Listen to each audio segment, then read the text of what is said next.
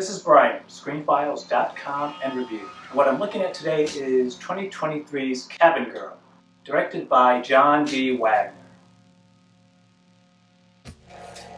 Cabin Girl is a Tubi original. Now keep in mind something, it's worth mentioning that it's a Tubi original in the sense that they likely purchased this movie from some film festival or something to that effect.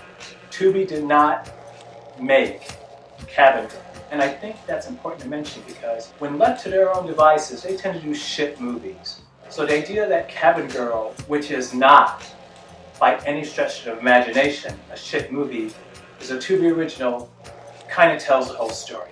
Cabin Girl revolves around Ava Robbins, who is van girl to her fans online.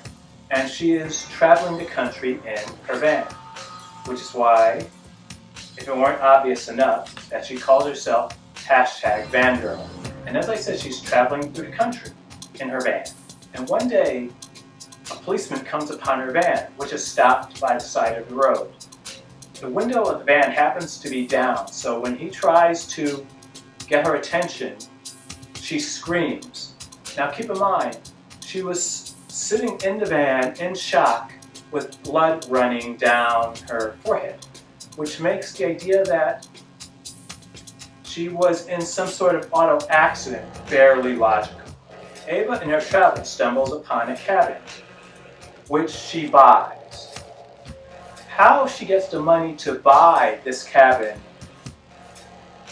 is not quite established, though I would assume it was because of her following online, which is seemingly quite large.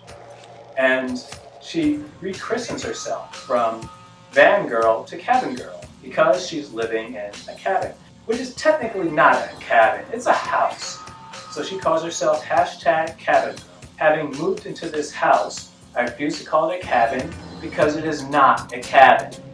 In any case, she starts to hear of this mystery revolving around the former owner of her house, who had killed herself.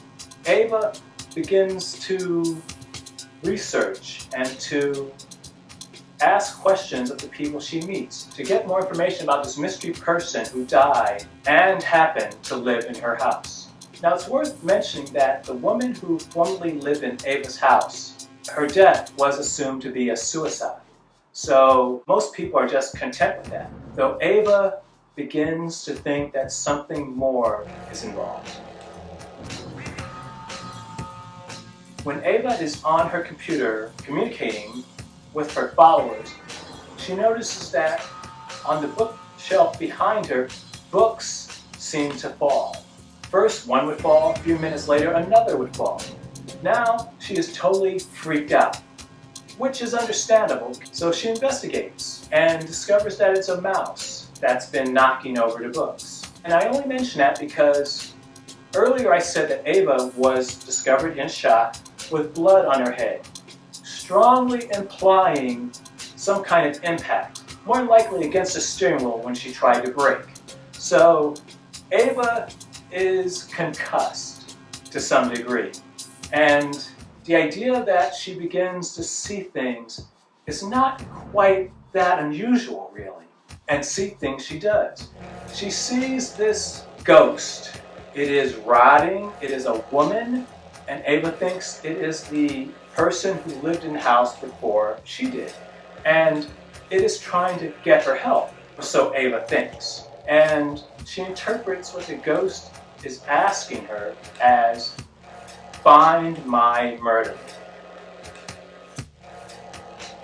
Ava Robbins is played by Lane Sanflippo, and she is a great actress because it doesn't feel like she's acting.